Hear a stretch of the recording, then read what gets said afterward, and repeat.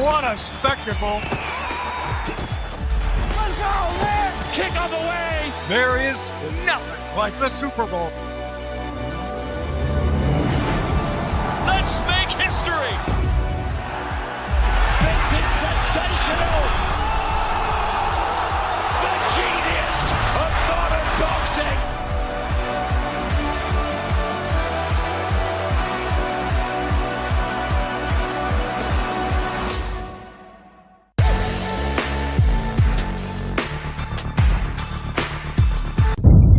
The following programme is recommended for those 16 and over, as it contains sporting violence, possible bad language, and flashing imagery.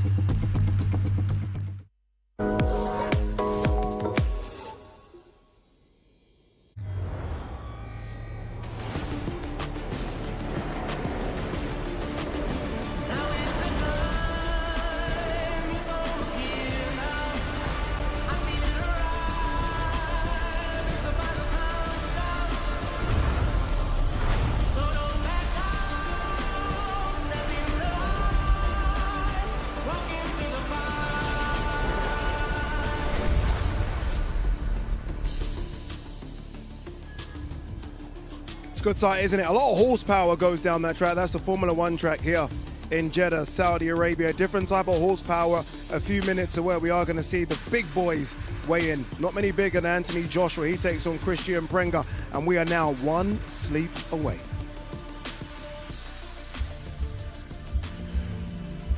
He brought a country together. Probably the most destructive heavyweight in the world. The plan was always to be undisputed. Frankie is coming out of Nigeria. The fact he still wants to fight tells you everything you need to know about him. This is my division. Ever since I come into boxing, I don't do this as a joke. I do this because it's what I do. As LL Cool J said, don't call it a comeback. Every time I elevate, it's something to celebrate. Anthony Joshua is a warrior. John Jones, I went to heavyweight on these featherweights. Keep your youth and maintain your health, cause the future is trouble.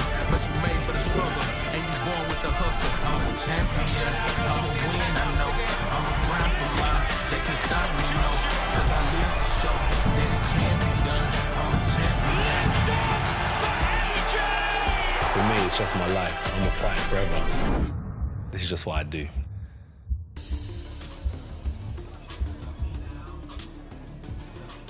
He's back. Anthony Joshua takes on Kristian Prenga. Live from Jeddah, Saudi Arabia tomorrow evening. Today we make it official as all the fighters will weigh in this magnificent venue. We're on the coast in Jeddah. We're used to events being in Riyadh. We've moved a few hours away, but the energy is still very much Riyadh season. Welcome inside our wonderful studios as well. Adi Ladipa alongside a couple of former world champions, Carl Frampton and Tony Bellew. We have to kick off with the news coming out of Thailand. It's almost two semi-finals, isn't it? Tyson Fury had his one against Marius Vac. AJ will have his one tomorrow. Tyson Fury has come through his semi-final, as he should, against Marius Vac. Marius Vac not coming out of the corner in the 7th round. So Tyson Fury, I guess Tony has done his job. AJ's got to do his job tomorrow. Of course, listen, these were basically looked at by the fans as formalities. But for the fighters, they're looking at them as tasks ahead and dangerous opponents. But Tyson Fury's done the job that he was supposed to do. That information would have fed through to AJ, obviously, and his team. They know just how big that fight is on the horizon. Does that give AJ a sense of urgency? Okay, we've just got to get it done. Does that heap more pressure on AJ? I don't know. I think both guys were in extremely pressurized situations, because when there's an expectation that these guys, Vac and Prenga, shouldn't be getting close to you, that's a different type of pressure. Than it's very difficult, isn't it, when everybody, the whole world just expects you to win the fight. So look, AJ's been in these situations before. He knows how to deal with pressure, so he's going to be absolutely fine. I'm confident that he'll win, and he'll win early. Is that, look, I always felt as Tyson Fury is the king of mind games. The only person I felt like he couldn't get under his skin was Alexander Usyk, who handled that very well. Is it a mind game thing to go a day earlier than AJ and pick an opponent like Marius Vac? No, because Marius Vac wouldn't be Kristian Prenga. So no, I just don't see that as a bonus at all. I think this is purely just being done to keep Tyson Fury happy. Yeah. Tyson Fury's somebody who needs somebody to focus on. Tyson Fury's somebody who needs a fight in the horizon and on the horizon to live the life and stay in the gym. Anthony Joshua's different to Tyson Fury. He just lives in the gym. He's an all year round athlete. And that's not knocking Tyson Fury in any way, because he's such a brilliant fighter that he can go out to camp for months and then just come back and flit about it when he chooses. But for Anthony Joshua, this is a way of life. For Tyson Fury, I feel this is more of a job. And that's just the top and bottom of it. Very quickly, Carl, obviously me and Tony have been here a couple of days. I've asked him this question a few times. I'm going to ask you, are you surprised, considering what happened with AJ at the start of the year, that he is back? I'm so surprised. I'm so surprised, first of all, that he was ever going to fight at all after I heard what happened to him. Horrendous, absolutely horrendous. But to do it within almost 6 months after that, like, it just shows you, first of all, physically how strong he is and how tough he is, but also mentally to be able to come through that and have the loss that he had in his life and be able to come and do this again, mentally and extremely poor. And that's one of the things, he often gets criticised about his mentality a bit, and it baffles me. It completely baffles me. I don't think that's you cannot criticise AJ about how strong he is mentally. Okay, we will talk a bit more about AJ, a bit more about Kristian Prenga, but it is a stacked fight card on Saturday, a big one as well. Let's remind you of what we got coming up. Prelims, Mohamed Mubarak takes on Brian Zapata. Omar Hikal takes on Brian Castellano. You recognise a lot of these names. They fought on a lot of Riyadh season cards over the last couple of years. Sultan Al Muhammad takes on Efran Besalduk. And there's a few more prelims for you as well before we get to the main card, which does include a couple of world title fights. Mohamed Alakel takes on Leiden Cherkop. The very talented Mickey Talon, part of that Joey Gallagher gym, takes on Orlando Pino. Ziad Al Mayouf has been on so many Riyadh season cards, takes on Frank Mango. And Alexander Kizniak, part of the Alexander Usyk camp, takes on Lenny Patrak. And here's your main card. Remember, this is pay-per-view card. Nishant Dev from India takes on Cesar Diaz. Jacob Bank takes on Pavel August. That's a fantastic fight between two unbeaten super middleweights. Jacob Bank knocked out William Scott a couple of fights ago. Watch him. Reito Sutsumi takes on Alvino Herrera. Josh Kelly, Kevin Jarko, first of our world title fight. IBF super welterweight scrap. Hamzah Sheeraz making that first defense of his WBO super middleweight title, takes on the German Simon Zackenhuber. And Anthony Joshua is back. He takes on Kristian Prenga. Very quickly, going back to that Josh Kelly versus Kevin Jarko, a lot of needle between the two, and this is the face-off yesterday. Did he not drop you? Did he not drop you off the lap and he didn't beat you? Okay, relax. All right, say no more. Say no more. He didn't know it. I'm on beat. You got me up that bitch. You got beat. He got his own straight there. I left. You split decisions back the bottom. You beat as Mule out on John Lee does in 6 days. Relax. I mean, he knew how you gone on the last round. 6 days notice. Relax. I don't know. Come on. Very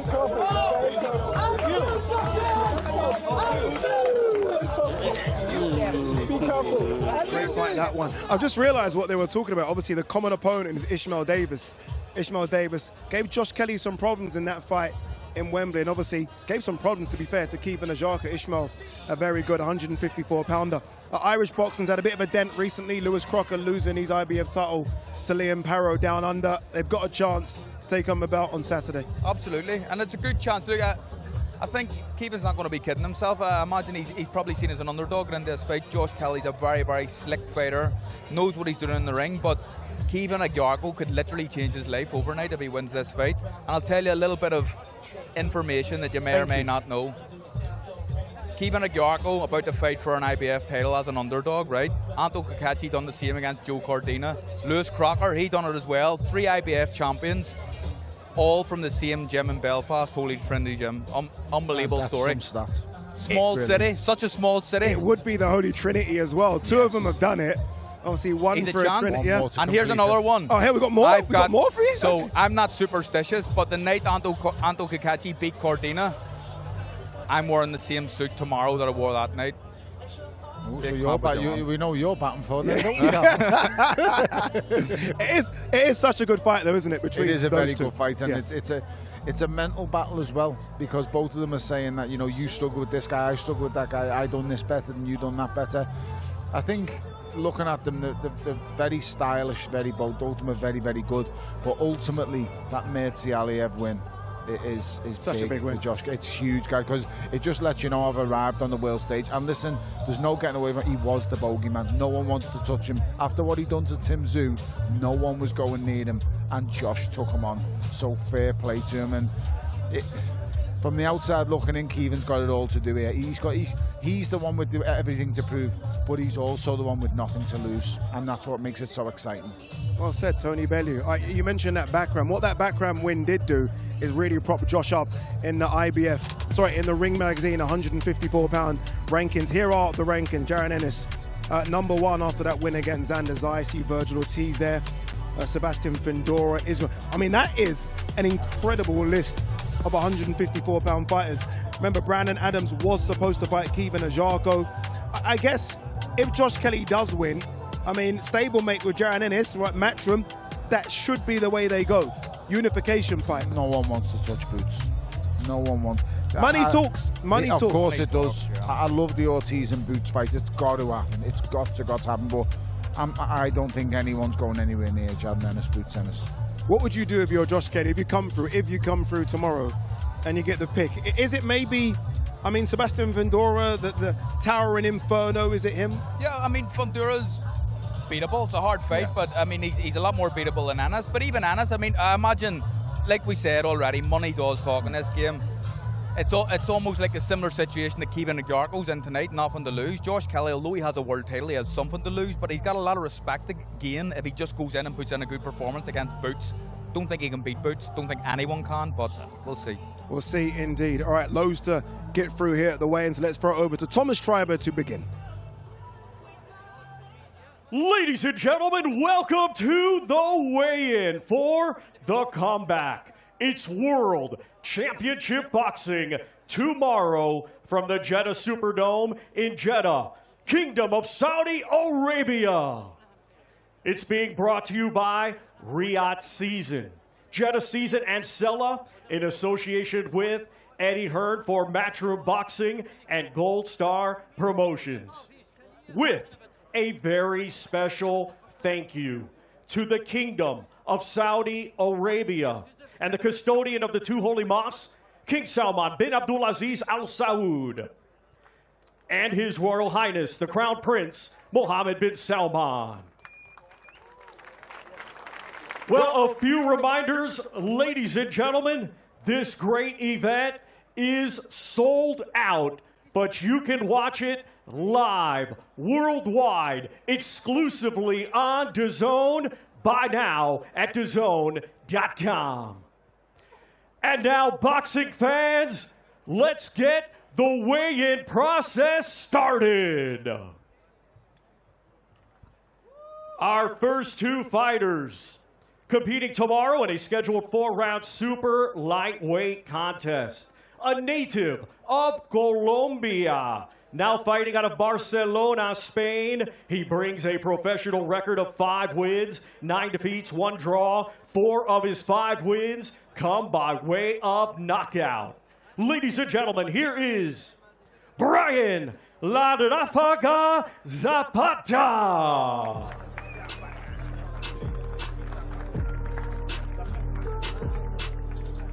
And now we will welcome to the stage from Alexandria, Egypt, undefeated with 1 victory, Mahmoud Mupirik.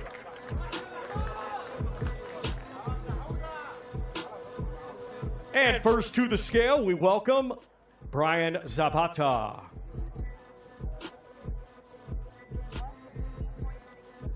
$138.6 for Brian La Rafaga Zapata. Now to the scale, Mahmoud Mupirik. 139.2 for Mahmoud Mupirik. And now we have the fighters face off for the final time. Again, these two competing tomorrow in a 4-round super lightweight contest.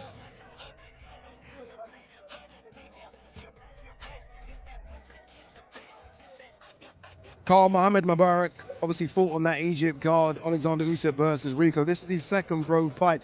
Difficult to matchmake. They put him in against Brian Zapata, who, yes, has defeats, but the fact is he's fought 15 times, so it might prove to be a bit of a problem.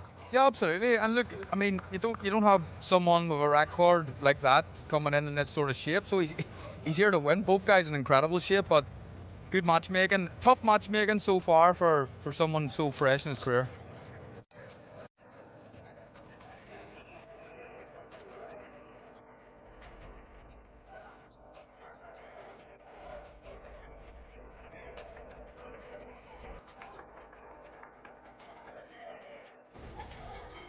Our next two fighters competing tomorrow in a scheduled 4-round middleweight contest. First, let's welcome from Villarreal, Spain. He has 2 wins with 1 defeat. Let's welcome Brian Castellano.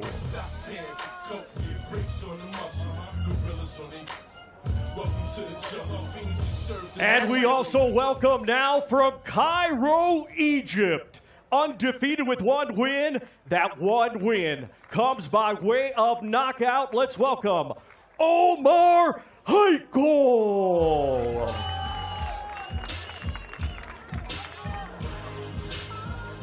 And we welcome first to the scale, Brian Castellano.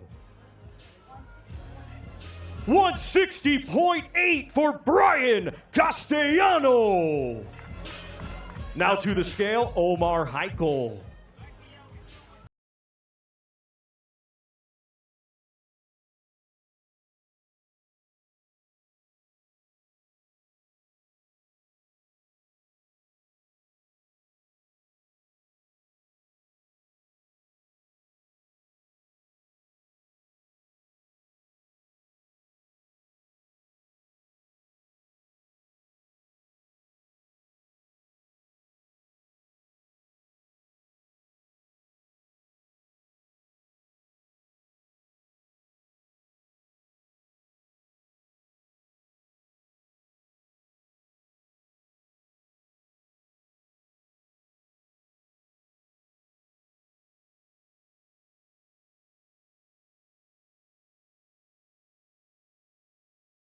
Fighters competing tomorrow in a scheduled 4-round featherweight contest. First, we will welcome, coming to us from Benarros, Spain. His professional record consists of 3 wins, 3 defeats, 1 draw. 1 of his 3 wins comes by way of knockout. Let's welcome Efren Besalduch.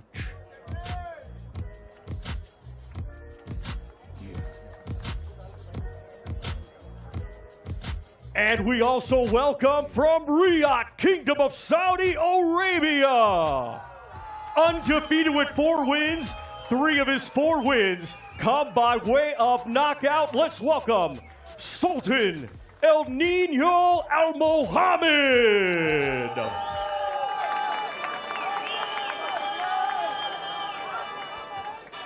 And first to the scale, we welcome Efren Besalduch.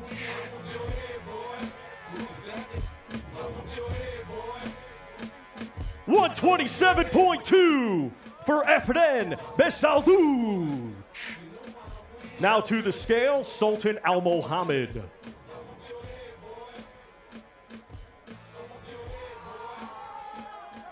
128 for the undefeated fighter, Sultan El Nino Al Mohammed. And now let's have the fighters face off for the final time. Again, these two competing tomorrow in a scheduled 4-round featherweight contest. Sultan Al Mohammed there. A lot of these young fighters from Saudi Arabia always getting the red carpet treatment. You can see he's trainer there, Abel Sanchez, who's trained. Gennady Golovkin trains Filip Hrgovic. Muhammad Alakal, we're going to see later, trained by Buddy McGirt. They're given all the help needed to grow to the next stage. Absolutely, and I mean, it's the right thing to do, isn't it? Get out of your comfort zone, go and train with top quality coaches who have been there and done it. But what I like here is they match these guys hard. Yeah. There's no journeyman right up until your 15th fight. These guys, this is a guy with a winning record here he's fighting, so I like it. Our next two fighters competing tomorrow in a scheduled 6-round super featherweight contest. Let's first welcome from Jeddah, Malta. He has 8 wins, 4 defeats. 4 of his 8 wins by knockout. Let's welcome Leiden Kirkop.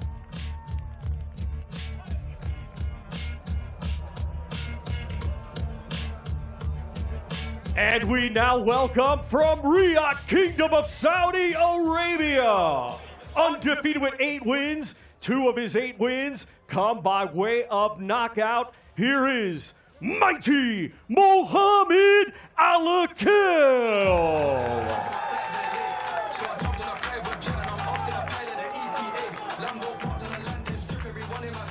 And we welcome first to the scale, Leiden Kirkop.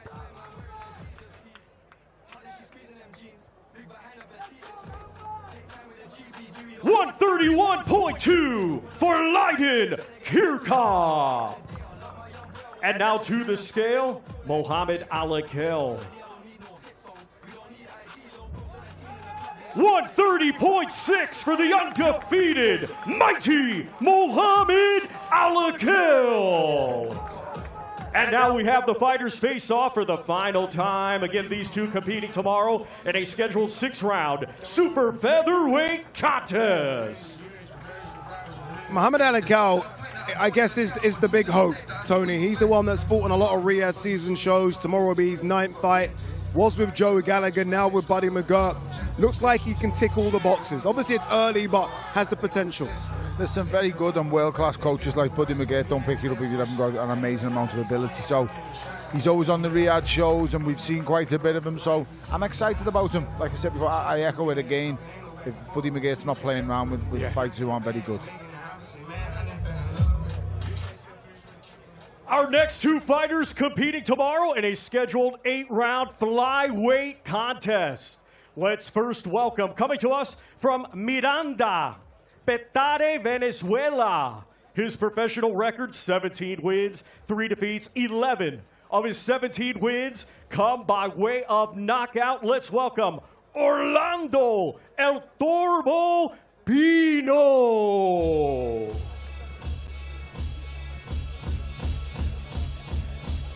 And now we welcome from Liverpool, England, a stellar amateur, now undefeated as a professional with 14 wins, 3 wins by knockout. He is fighting out of Gallagher's gym. Here is Mikey the Omen Talon.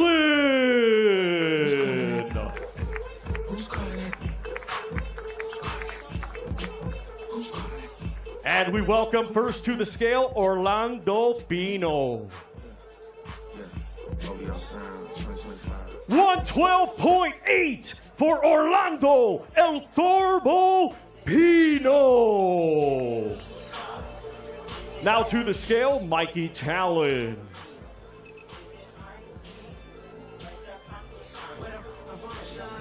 113.6 for the undefeated Mikey the Omen Talon.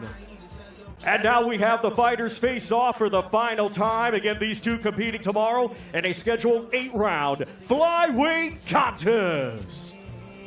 I'll come to you on this one, Tony. Mikey Talon from your neck of the woods. 14-0 is when it starts to get serious. That's when you need to take a step, and he's taking a step tomorrow against a 17-3 Orlando Pino. He is. This is a bit of a breakout fight for him. It really is. Managed by the brilliant one and only Tasha Jonas. He's a very good fighter. He's got credentials as an amateur as well. So I'm excited about him. He's got an awful lot to prove, but this will be one way of going about it. Our next two fighters competing tomorrow in a scheduled 8-round super lightweight contest. First, we will welcome from Makuburi, Tanzania. He has a professional record of 8 wins, just 1 defeat. 5 of his 8 wins come by way of knockout. Here is Frank Lucian Mango.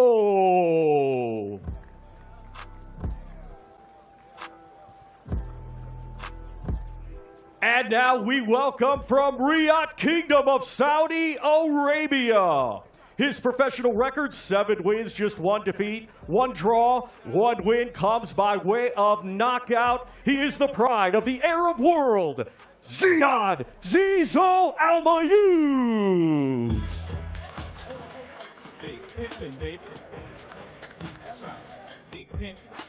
And first to the scale, we welcome Frank Mongo.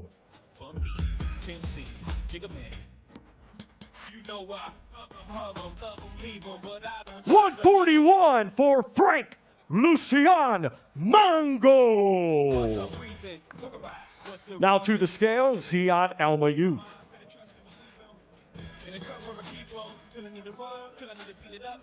143.2 for Ziad Al-Mayyoub. And now the fighters face off for the final time. Again, these two competing tomorrow in a scheduled 8-round super lightweight contest. Carl, for Ziad Al-Mayyoub, I guess it's simple, right? Win at all costs. He lost his last fight to Kevin Castillo. That was the start of the year, first defeat.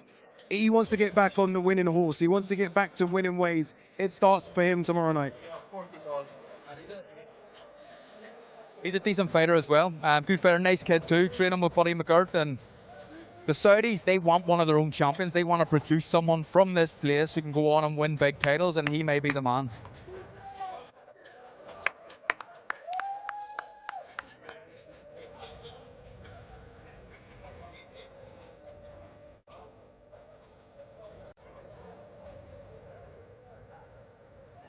Our next two fighters competing tomorrow in a scheduled 8-round light heavyweight contest. Let's first welcome from Béziers, France, undefeated, 8 wins. He has 1 draw, 5 of his 8 wins come by way of knockout. Let's welcome Lenny, the Gypsy Tank Patrage.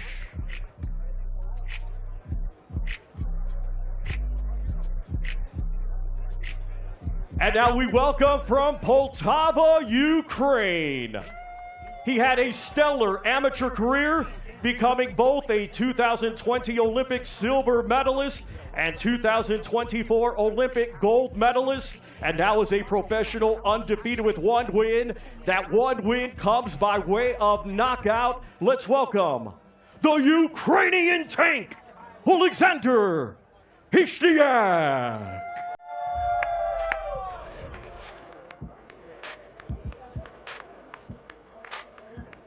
At first, we welcome to the scale, Lenny Patrage.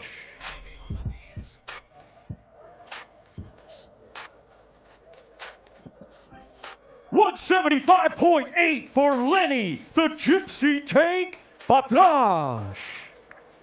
Now to the scale, Alexander Hishnyak.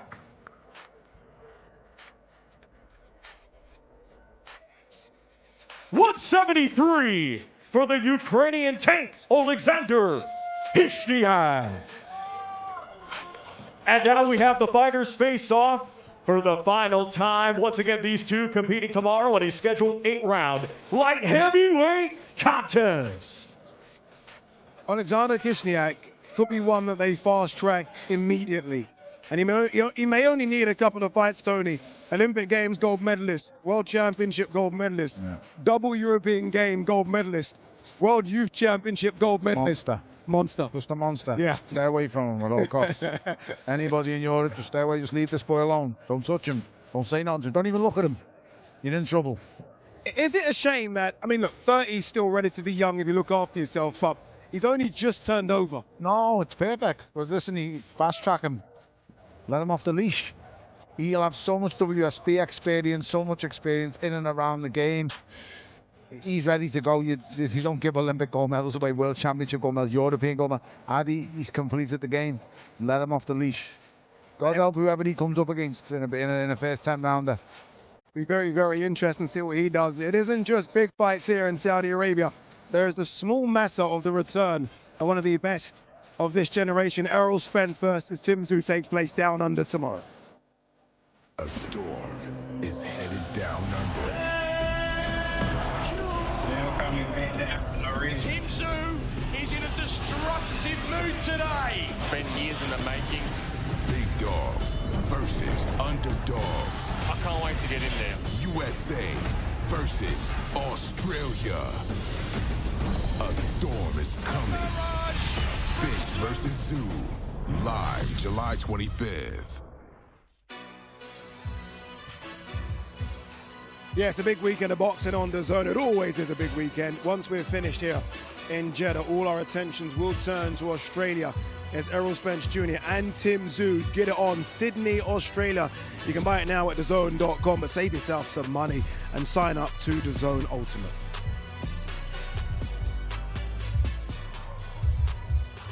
By the way, very quickly on that one, Errol Spence, we've never really had a chance to talk about it. If they don't mind, give us a couple of minutes. Errol Spence back after 3 years since that Terence Crawford defeat. Tim Tszyu, we kind of know where he is after the defeats with Findora and Bakram. It's a really interesting fight. I'll come to you, Tony, for a really interesting fight. It is an interesting fight, and it lets us know where both are at. Yeah. Because we just don't know where Errol Spence is at, and if I'm being brutally and totally honest, he didn't look the same since the car crash. And when you see the effects of that car crash had, you're amazed that he got out, had he, if I'm being totally honest. So, you know, we've seen him in the ring against Bud, against Terence Crawford, and it just wasn't the same. No, it wasn't. It wasn't the guy who brings the pressure. And listen, ultimately, no one can bring the pressure to Terence Crawford. He's that good. But this fight's going to tell us everything we need to know about Errol Spence and where he's at. I'm just going to be totally honest. Errol Spence should never be losing to Tim Tszyu. Quite simple. And if he does, he's completely shot. That's harsh. You kind of echo those sentiments? Yeah, look, Errol Spence, even from the Olympic Games, was one of my favourite fighters to watch, and I knew that he was going to be a quality pro, which he turned out to be, but it seems to be, from the outside looking in anyway, his life has been a little bit chaotic at times, and when you think about the car crash and a few other things that's been announced and made public, the fight against Bud, I mean, I'm not comparing Tim Tszyu to Bud Crawford in the slightest, but he looked really, really poor against Bud. Anyone does. Anyone does. I know what you mean, but like three years out, and then coming in to fight Tim Tszyu, who's a good fighter in himself, maybe, preferably anyway, you would have liked to dip your toes in against maybe a lesser of opponent, but I can't really make a strong argument for Errol Spence winning this fight, but in his pump, he wins all day. Do you think Tszyu's completely gone? Because I think he's looked average against the likes of Mirza and people like that, so I just think if he loses to Tim Tszyu, it's completely over. Because I think any decent version or anything left, Errol Spence at 80% beats Tim Tszyu. I'm sorry. Because Errol Spence a different level to Tim Tszyu. Errol Spence was a monster when he was going. I guess the good thing about this fight, it should have been 154, then it was scheduled for 157, now they've moved up to 160. You look at the 160 landscape, it's not what it used to be. No, so if you're Errol and you do somehow get past it, all of a sudden you're a big name for any of the champions. If he beats Tim Tszyu and he's right in the mix again, literally after 3 years, and he probably should get a shot at one of the big names in the division and one of the champions. So absolutely, but look, it's a hard task. 3 years out of the ring is a long time for anybody. So we shall see. Australian boxing's got massive, hasn't it? Over the years, you always feel like there's a big event in Australia every couple of months. Everyone's going down there. I feel like they always just pull someone out of somewhere. You know, they go really quiet and they just pull someone out. Opataya. And then Jai Opataya just comes out and smokes everyone. But listen, there's big fights out there to be made, and Australia is a bit of a hotbed for boxing. If you remember many years ago, Costa Tszyu lighting it up there.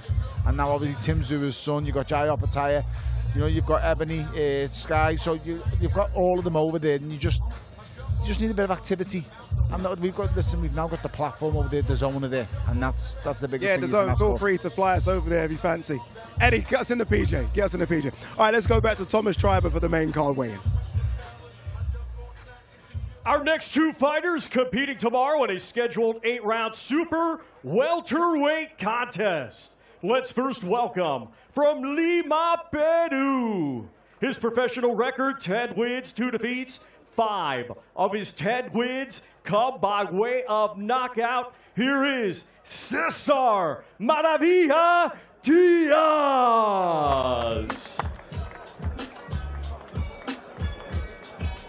And now we welcome from Haryana, India, a stellar amateur becoming a 2024 Olympian, now undefeated as a professional. 6 wins, 4 of his 6 wins come by way of knockout. Here is Nishant, the Devastator Dev. First to the scale, we welcome Cesar Diaz.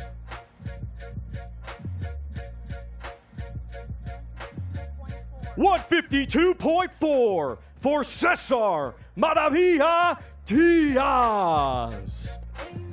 Now to the scale, Nishant Dev. The Devastator Dev. And now we have the fighters face off for the final time. Again, these two competing tomorrow in a scheduled 8-round super welterweight contest. It'll be interesting, Carl, to speak to Eddie about Nishant Dev. Obviously, look, you don't have to be an Einstein to look at the potential reach. He's from India. He's a good-looking kid, good fighter as well, southpaw, good amateur.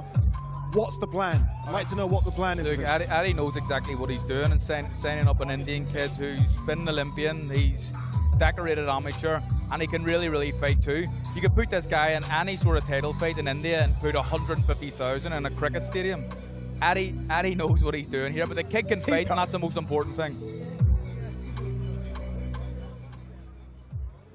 Our next two fighters competing tomorrow in a scheduled 8-round super middleweight contest. Let's first welcome a native of Poland, now fighting out of Taunton, Somerset, England.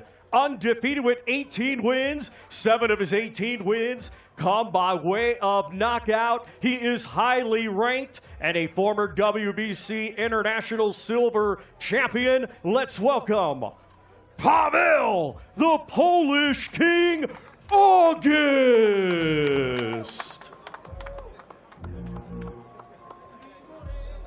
And now we welcome from Kolding, Denmark. Undefeated with 19 wins, 11 of his 19 wins come by way of knockout. Ranked by Ring Magazine number 8, let's welcome Jacob Ping.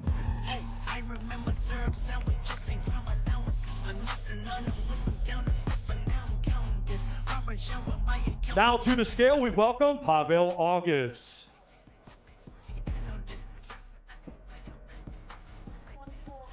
$169.4 for the undefeated Paweł, the Polish King, August.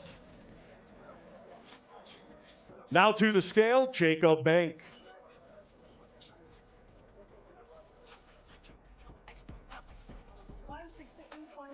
$168.8 for the undefeated Jacob Bank.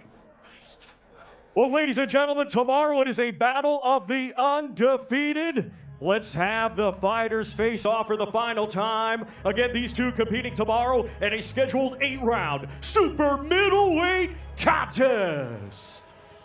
Tony, great matchup. This really is battle of the unbeatens. One's going to go on potentially to fight for a world title. Jacob Bank really started to catch wind when he knocked out William Skoll, former IBF champion. For Canelo. And everyone now is thinking, obviously because of him from Denmark, Mikkel Kester comparison. The likings come. This is it, isn't it? This is the acid test for both. It is. Looks like a very strong boy in fantastic shape. And that Skull win, propels him into a show like this. So he's going to have to go out there and prove it.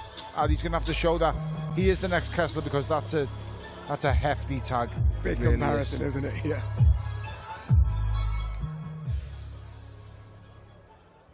Our next two fighters competing tomorrow in a scheduled 10-round super featherweight contest. Let's first welcome, coming to us from Acapulco, Guerrero, Mexico. He brings an undefeated record, 18 wins, 2 draws, 11 of his 18 wins come by way of knockout. He is a former WBC Central America champion. Here is Alvino, the Cobra Herrera.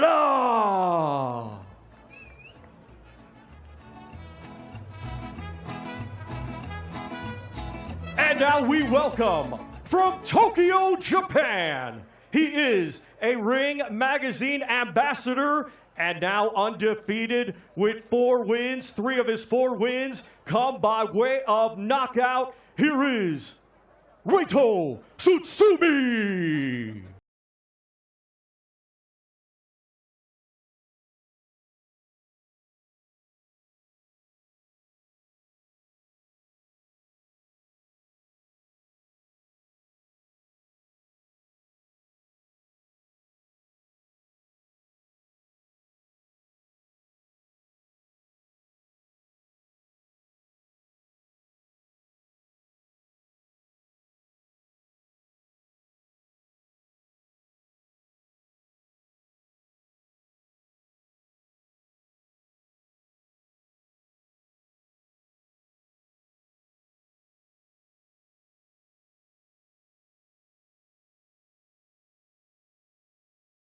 Fighters face off for the final time. Again, these two competing tomorrow in a scheduled 10-round super featherweight contest. If tomorrow's the first time you're going to see Rito Sutsumi, you're in for a treat. This guy can fight. The only concern, Carl, was it was 4 fights last year. He was busy. First fight this year, it goes straight into a 10-rounder with an unbeaten Mexican. I mean, this is the guy that clearly wants to be fast-tracked. Absolutely. I mean, the potential to be very, very great. He's great to watch, very exciting fighter. Very busy last year. Hasn't had. I think I get the impression he only likes to be involved in big shows, and maybe that's the problem. But really, really, really good fighter, and this could be a good one tomorrow night.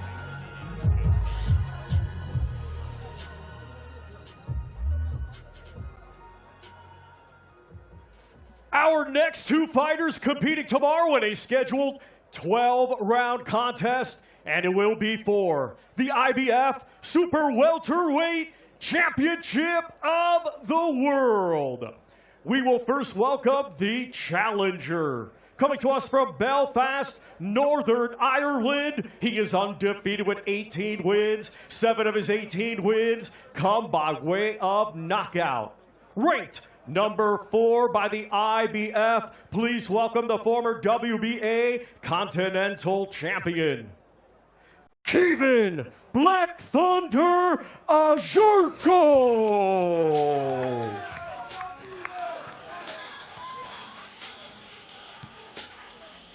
And now we welcome the defending champion from Sunderland, Tyne and Ware, England. A stellar amateur, becoming a 2016 Olympian, now with a professional record consisting of 18 wins, just 1 defeat, 1 draw. 9 of his 18 wins come by way of knockout. Ranked number 6 by Ring Magazine in his division, and in his first world title defense, let's welcome the reigning and defending IBF Super Welterweight Champion of the World, Josh Pretty Boy Kelly.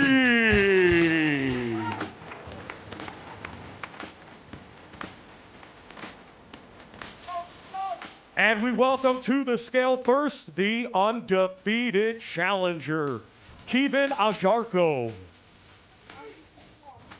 154 for the challenger, Kevin Black Thunder Ajurko.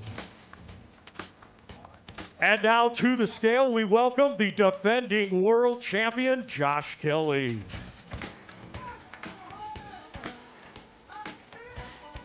153.4 for the defending world champion, Josh Pretty Boy Kelly. And now we have the fighters face off for the final time. Again, ladies and gentlemen, this bout scheduled 12 rounds for the IBF Super Welterweight Championship of the World. Ceremonial weigh-ins, Tony, but both of these guys look still in incredible shape. Yeah. You wouldn't know that Josh Kelly was a 147 fighter. He's grown into the 154 division so well. Looks amazing. He has listened to 2 of them are fantastic athletes, and this is the acid test for Kevin Ajurko. It just depends. Does Josh Kelly believe he's already passed the acid test and now he's at another level? We're going to find out tomorrow night. Carl, this is the big one for both, isn't it? This, for a lot of people, is the fight of the card. Again, 2 guys, Kevin Ajurko, unbeaten, Josh Kelly, just the 1 defeat to Avanesian. Both look great. Kevin looks fired up for this one. Yeah, look, I'm liking what I'm hearing and what I'm seeing from Kevin this week. He looks extremely confident. It's a tough task. Josh Kelly's a quality fighter and very, very slick. And maybe in some ways Kevin's style will suit him, but the kid has a chance to make history here and become another world champion from Belfast. All right, we are going to hear from both. Let's start with the challenger first. Kevin Ajurko is on stage with Jamie Wood.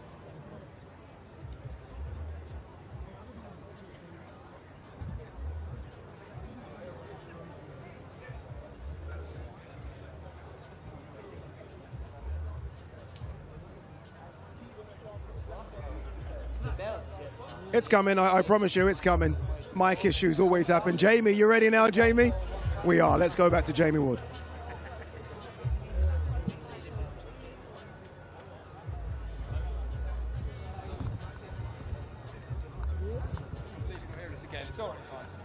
There we go. Kevin, there we go. Now we can hear you. One day from destiny.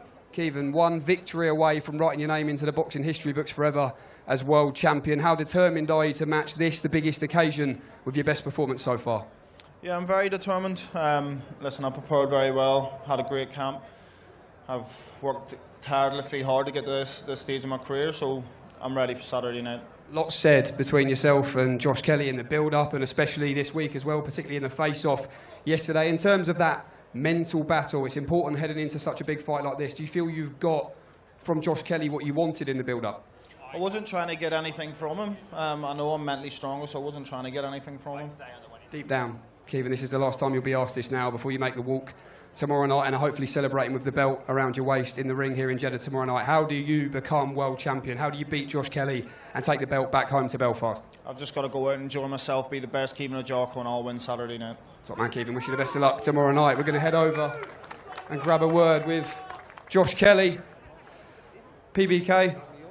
Josh, sorry to interrupt. Look, first defence, mentally, physically, you've had a great big smile on your face all week. What's going through the mind of Josh Kelly right now, and how are you feeling?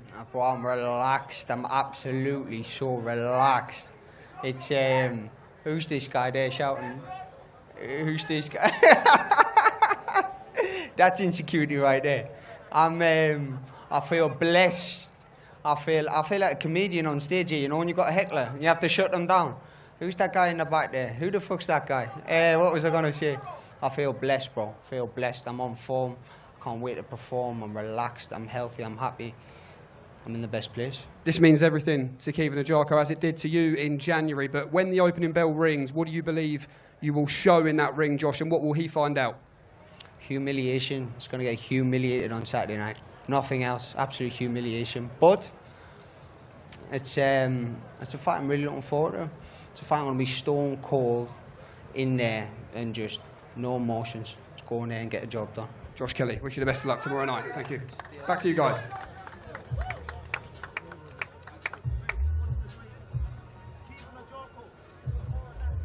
Our next two fighters competing tomorrow in a scheduled 12-round contest, and it will be for the WBO Super Middleweight Championship of the World. Let's first welcome the challenger, coming to us from Erding, Bavaria, Germany. His professional record, 29 wins, just one defeat. 18 of his 29 wins come by way of knockout. Ranked number 7 by the WBO, let's welcome the former two-weight, two-time European champion, Simon Zuckenhuber.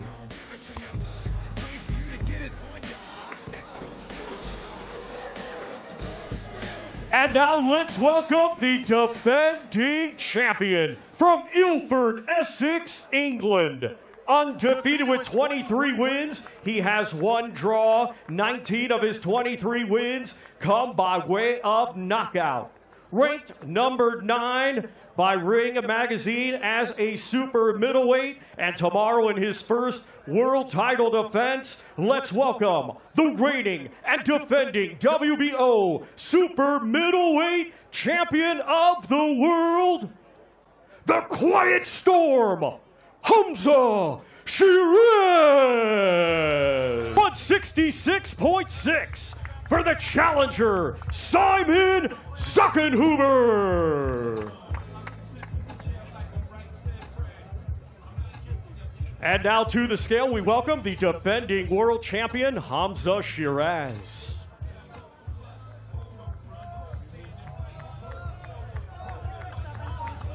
$167.8 for the undefeated defending world champion, the Quiet Storm, Hamzah Sheeraz. And now the fighters face off for the final time. Again, these two competing tomorrow in a scheduled 12-round contest for the WBO Super Middleweight Championship of the World. This is a very, very difficult task, Carl, for Simon Zuckenhuber. But one he didn't expect, so he's got to grab this with both hands. But it is a tough one because Hamzah Sheeraz has found his confidence, he's found his weight, He's found his trainer in Andy Lee, and I think he's one of the best 168-pounders in the world. I completely agree, Addy. I think he's one of my favourite fighters to watch. For such a tall, lanky, rangy guy, so good at fighting in the pocket and fighting up close. Look, it should be a very winnable fight for Hamzah Sheeraz. I just love to watch him. I think he's an incredible fighter. And like you said, with a very, very good coach in Andy Lee. Yeah, very good setup, but Simon Zakanouba is going to come and try and spoil the party. Let's hear from the challenger on stage with Jamie Ward. Simon, here we go. Final word to you. You've just had your final face-off with Hamzah Sheeraz, a chance to change your life forever tomorrow night. Just tell us one final time what all this means to you and why. Just to say, I'm 100% ready. I'm waiting for tomorrow night. And when you visualise the fight in your mind, how many times have you heard that? And the new champion of the world, Simon Zakanouba. I heard it many times in my head. We will hear it tomorrow, and the new. Good luck, Simon. Top man. I'm going to head over here to the other side of the stage to speak to the champion, Hamzah Sheeraz. Hamzah, quick turnaround. Just 9 weeks ago, you became world champion in Egypt. Now you're here defending the belt for the first time in Jeddah, Saudi Arabia. That quick turnaround straight back into camp, in what ways do you think that's benefited you ahead of the first defence? Yeah, Alhamdulillah, listen, any opportunity I've said to stay busy and stay active, I'll take it both hands. And listen, here we are, like you said, 9 weeks. 9 weeks ago, I become world champion. Tomorrow night, still world champion, inshallah.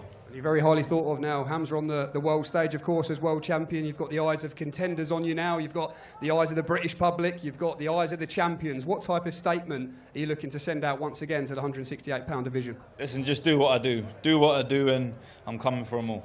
Top man, Hamzah, best of luck tomorrow night.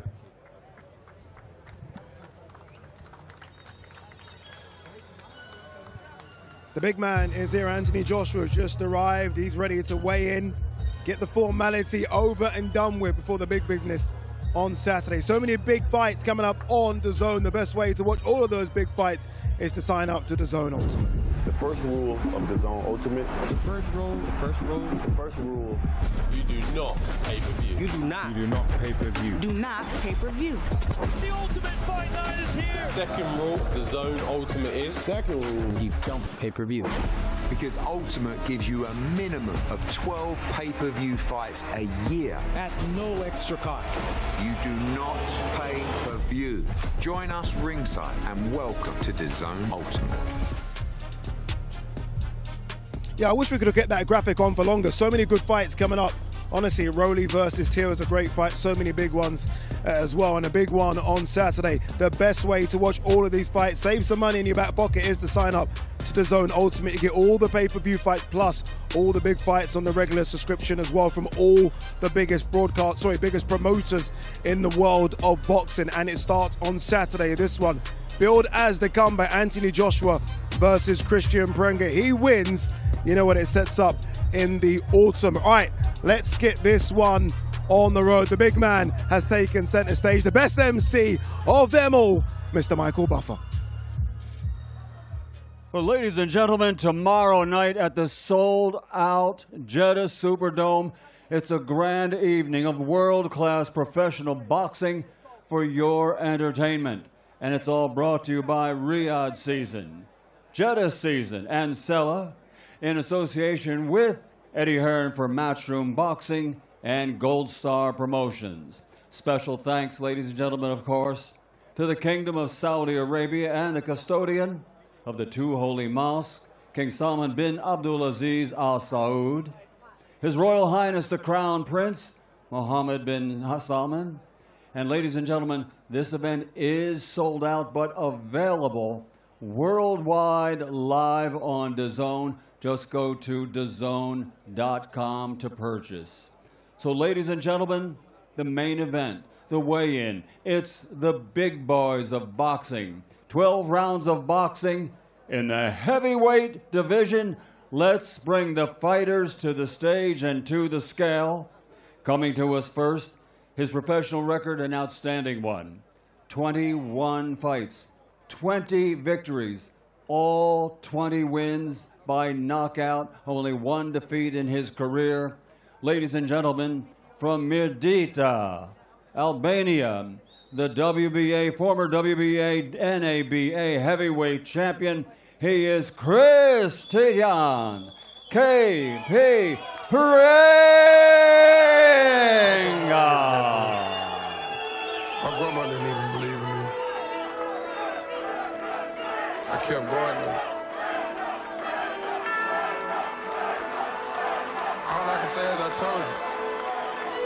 And his opponent. He captured Olympic gold in 2012. Now, as a professional, an outstanding record. 29 victories. 26 of those 29 wins by knockout against 4 defeats in his career. From London, England, the former two-time heavyweight champion of the world, AJ Anthony Joshua.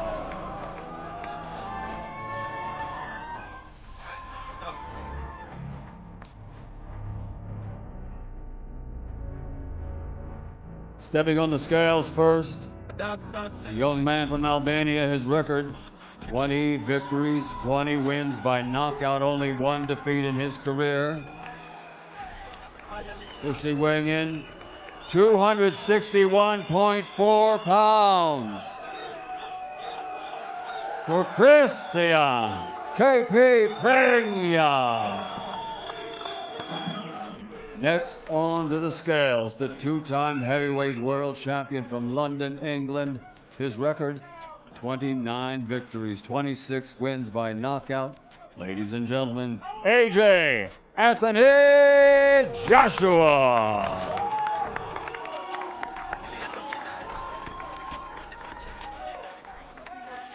£251 for AJ Anthony Joshua, former two-time world heavyweight champion.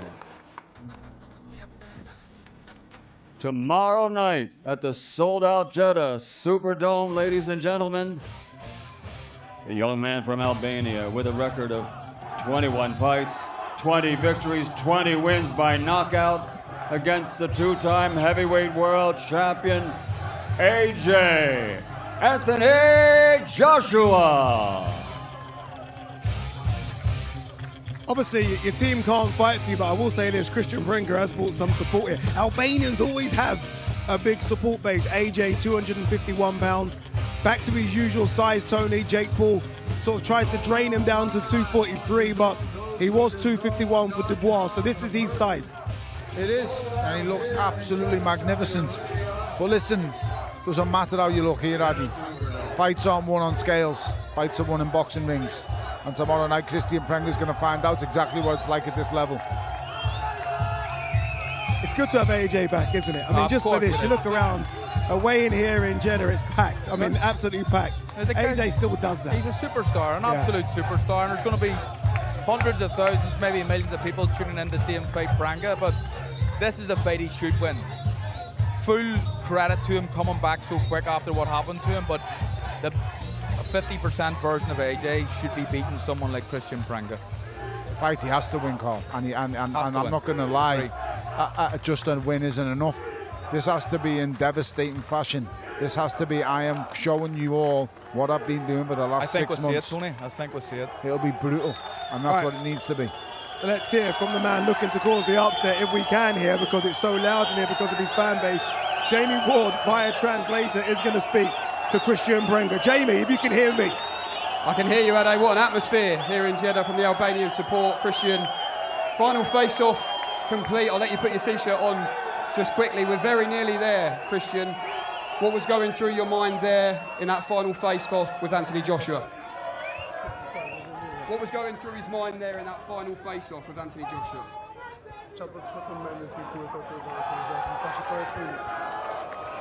Nothing. I'm just thinking I'm gonna knock him out him. Let's see what God bring it. I'm ready for everything. You have a message for all your support as well, a message for Albania ahead of tomorrow night. My Albanian is my army. You can go in the war with no army. This is my power. This is my power coming from. Kristian, I wish you the best of luck tomorrow night. Let's head over and grab a final word with Mr. Anthony Joshua. AJ, big smiles as always. A long week, a lot of interviews, a lot of media. We're nearly there, ready to rock and roll tomorrow night. Yeah, we're feeling good. All right, let's make a little competition happen here. We want to hear some noise to the left for Prenga. We want to hear some noise to the right for AJ. Well, there's some guys to the left for Prenga. Well, there's some guys to the right for AJ. Let's go, let's go, let's go. It's going down tomorrow night in Jeddah. Let's go, people. Big up everyone for coming out. We appreciate it. Tomorrow, from the undercard to the main event, we appreciate everything, all the support, all the media. It's all love. Everyone that's traveled from overseas, everyone that's here locally, supporting boxing, the sport we love, the efforts that we put in, the managers, the trainers, the whole teams, it's highly appreciated. So yeah, tomorrow, tune in. Tomorrow will be good. I want to hear the same noise one more time so I can sleep on it. Let's go.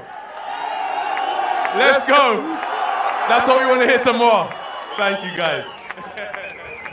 Top man, AJ, all the best tomorrow night. That was the easiest interview I've ever done. Let's grab a final word if we can. Can we, with Eddie Hearn, while we're here on the stage, as they just follow AJ off the stage there. Eddie, this is it. How do the emotions typically feel for you one sleep away from a fight for AJ? A very important one. Obviously, we know what's happened earlier on tonight with one half of the semi-final, if you like. Well, he's done you there. I mean, he's completely ruined your job. That's our easiest interview ever.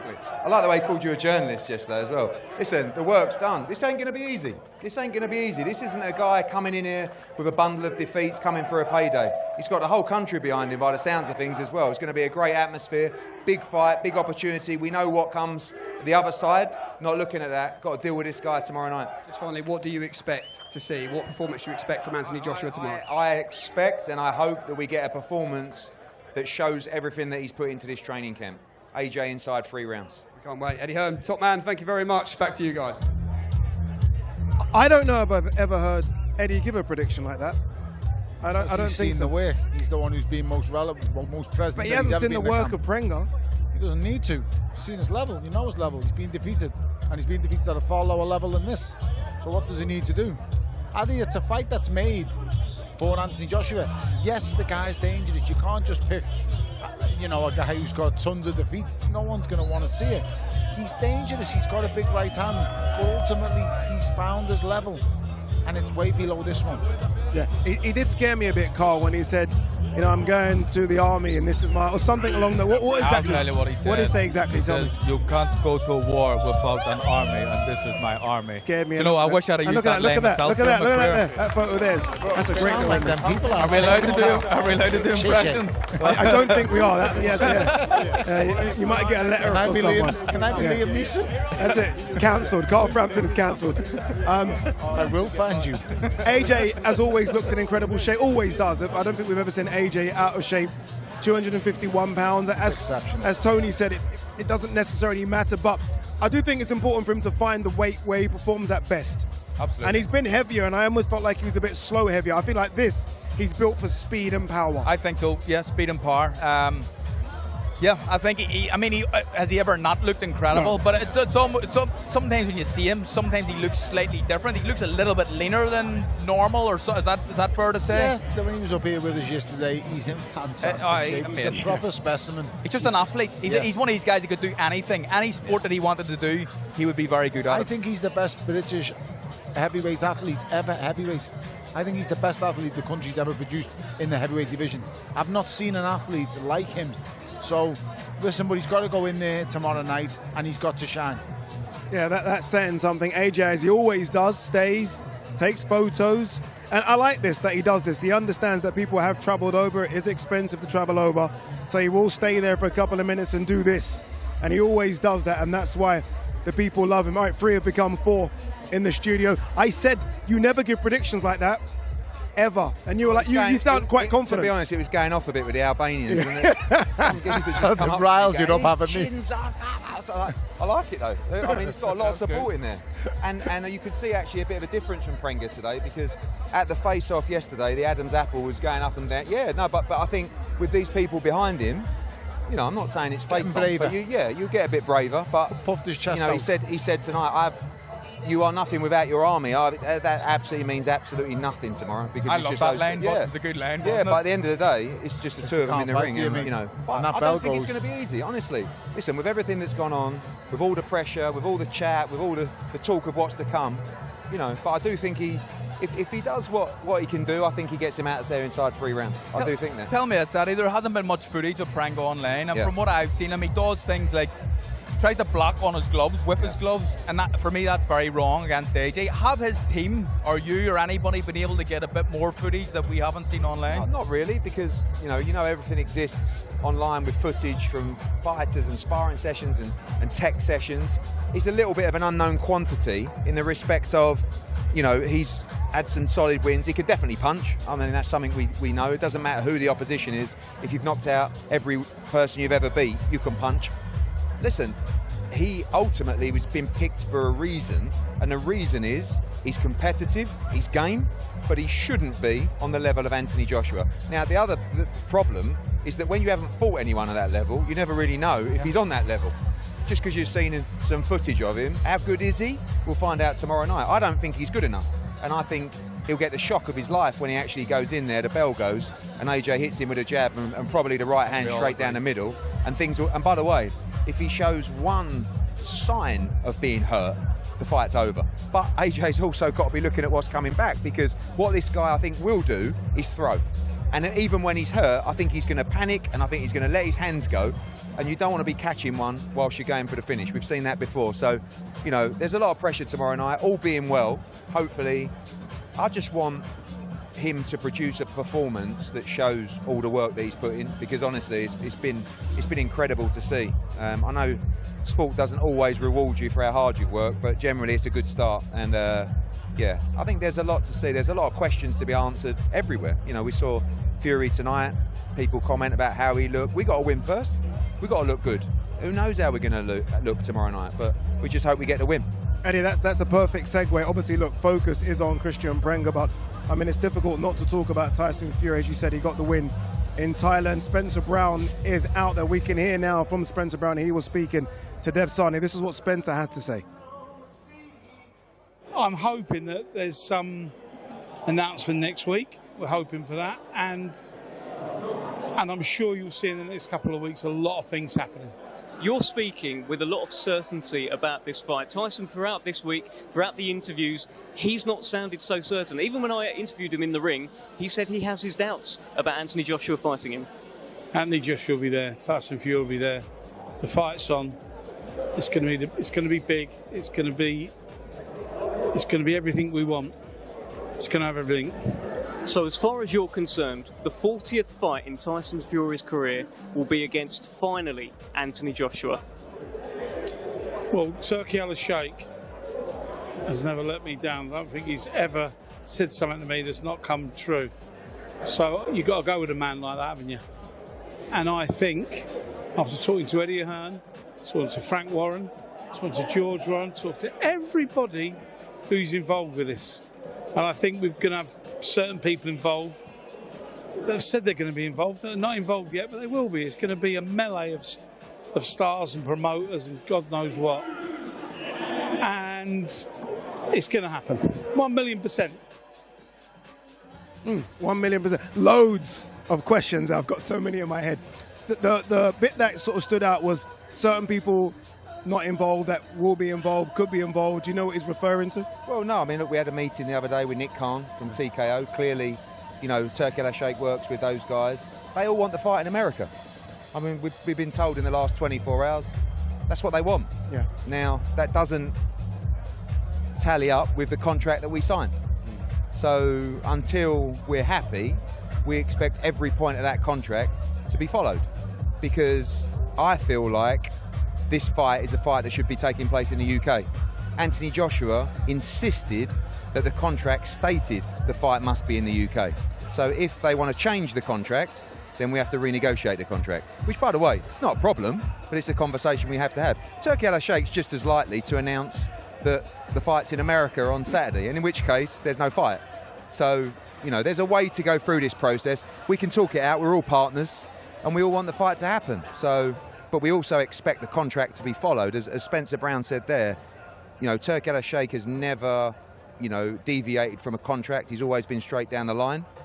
And like I said, we expect everything in that contract to be followed. So just to be very clear, from your side, and obviously your side, your team, AJ, you're insisting this fight does happen in the UK? Well, I'm telling you what the contract says. Okay. The fight must take place in the UK. Now, if all of a sudden you don't want the fight to take place in the UK, then we have to, we have to change the contract and we have to renegotiate the terms.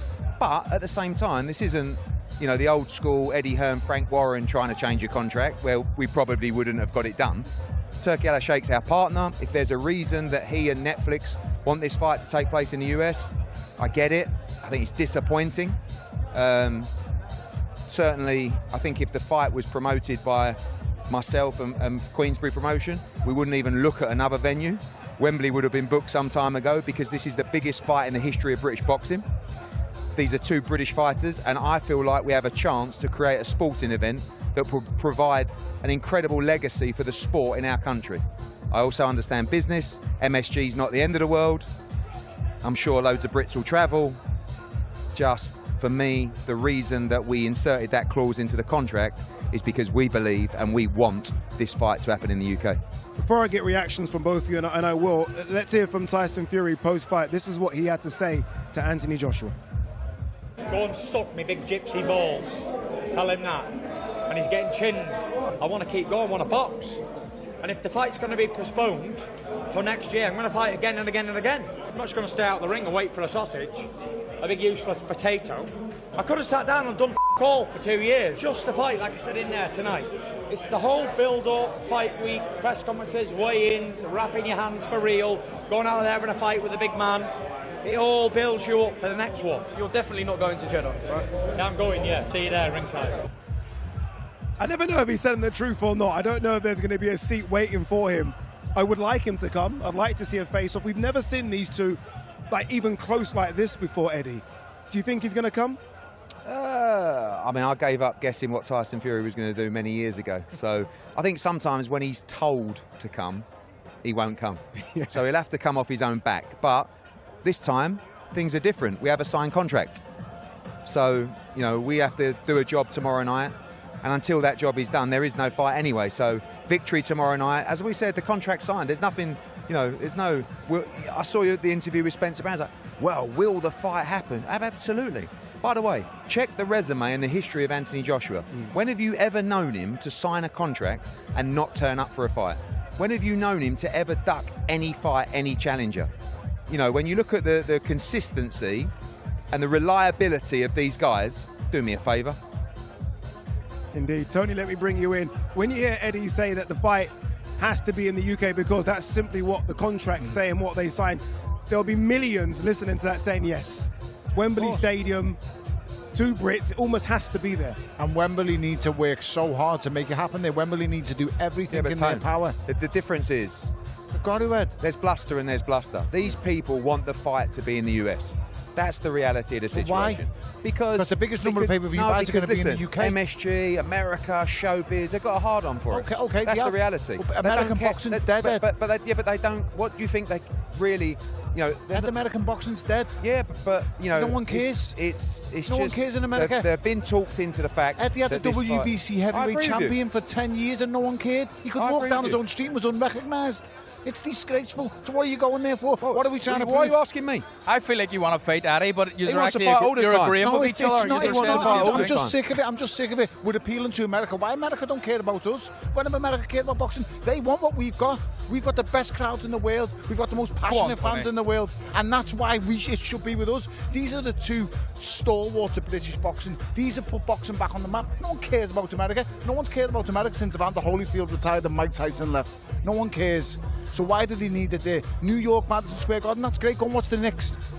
No one cares, just leave it alone. Mate, why are you blaming me? I'm telling these people who are watching. I can't tell you anymore. We asked for this fight in the UK. We made sure it was in the contract. You think I want to walk down the street? After 10 years, people have been stopping me in every street at petrol stations saying, when are we going to see AJ Fury? And then we have to go and do it in America. They're blaming Wembley, right? Okay, do you know... but they're not. Wembley's not the issue. Would Wembley be allowed to do it at 1 o'clock in the morning? I believe the City of London, I believe Sadiq Khan, I believe all those people would make it happen at the appropriate time. The reality is, they want it in America. Who wants it in America?